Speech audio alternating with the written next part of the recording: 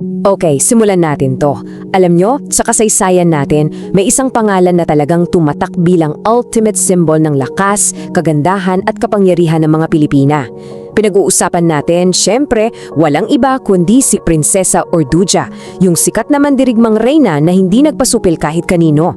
Pero habang mas hinuhukay natin ang nakaraan, may isang napakalaking misteryo na hanggang ngayon pinagtatalunan pa rin ng mga eksperto. Sa pagtatalakay natin ngayon, hihimayin natin yung mga ebidensya. Aalamin natin kung ano ba talaga ang totoo sa likod ng pinakasikat na mandirigmang reyna ng Pilipinas. Kasi ito talaga yung malaking tanong eh. Totoo nga bang nabuhay si Prinsesa Orduja sa Pangasinan? O baka naman bunga lang siya ng sobrang laking imahinasyon na naipasa-pasa sa mga kwento?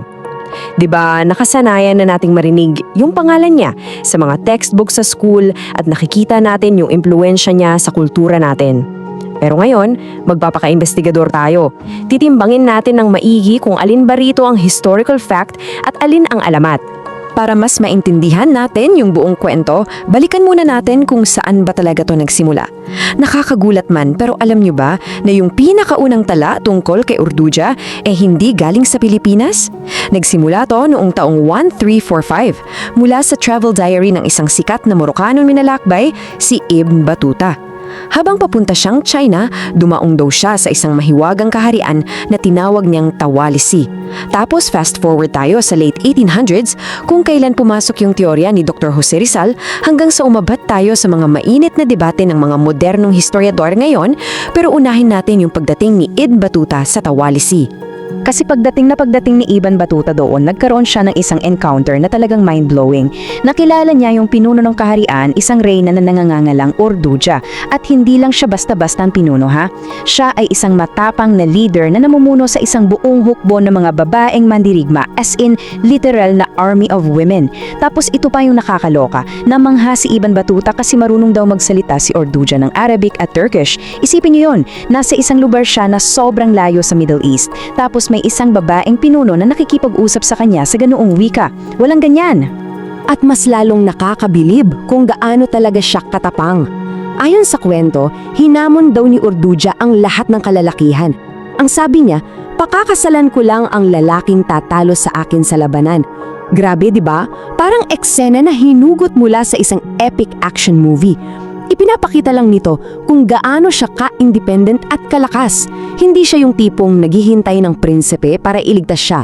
Siya mismo ang nagbibigay ng hamon. Ang lupit ng reputasyong ito, kaya naman hindi nakakapagtaka na tumatak siya ng husto sa maraming henerasyon. Unang bahagi, ang debate sa Tawalisi at pagsusuri sa mga ebidensya. Ngayon, saan ba talaga matatagpuan yung ahariing ng Tawalisi?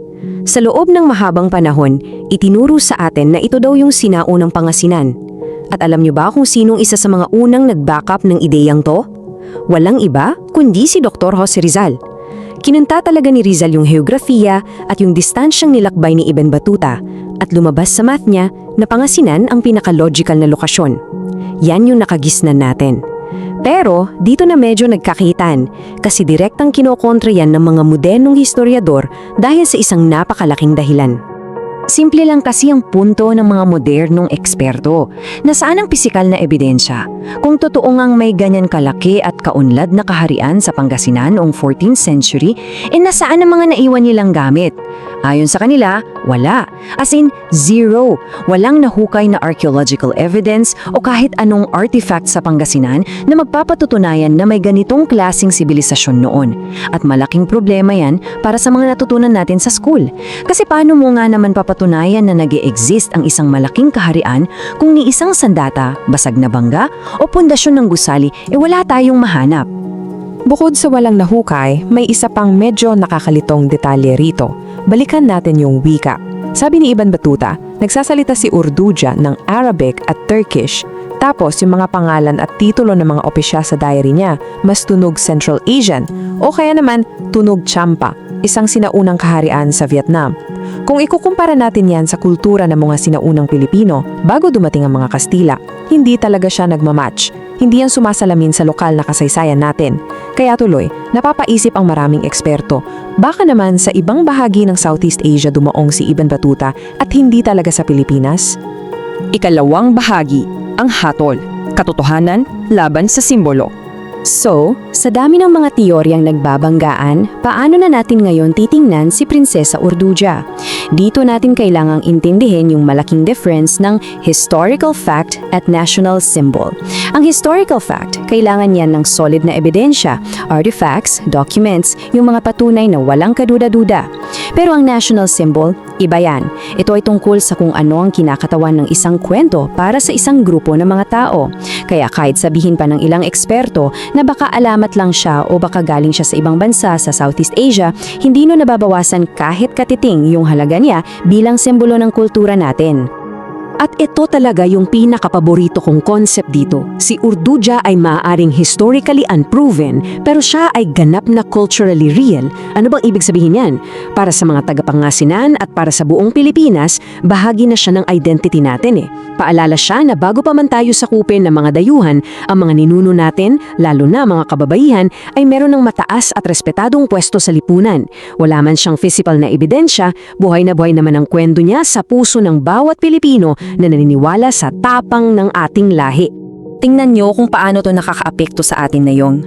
Sa huli, totoo man o hindi na may hawak siyang espada at nakipaglaban sa mga dayuhan noong 1300s, ang mahalaga ay yung inspirasyong iniwan niya. Pinapatunayan nito na ang kasaysayan, hindi lang yan puro tungkol sa mga tuyong petsa at lumang papel. Tungkol din yan sa mga kwentong bumubuo sa kung sino tayo ngayon. Ang Tawalisi, baka nga hindi natin mahanap sa mapa, pero yung matapang na espiritu ni Urduja, nakikita natin yan araw-araw sa mga modernong Pilipina na lumalaban para sa karapatan nila, para sa pamilya at para sa bayan. Kaya iniiwan ko sa inyo ang katanungang ito.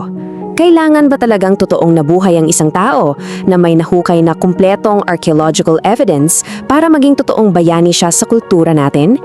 Kailangan ba nating patunayan ng buong-buo na si Urduja ay isang tunay na tao? O sapat na yung dakas at inspirasyon na binibigay ng kwento niya para maging bahagi siya ng kung sino tayo? Kayo, ano sa tingin nyo? Pag-isipan nyo yan ng maigi. Maraming salamat sa pagsama sa akin sa malalimang pagtalakay natin ngayon. Hanggang sa muli! Kung nagustuhan mo ang kwentong ito, huwag kalimutang i-like ang video, mag-subscribe at i-on ang notification bell para sa iba pang alamat at kwentong bayan. I-share mo rin ito para mas marami pang Pilipino ang makaalala ng kagandahan ng ating mga kwento.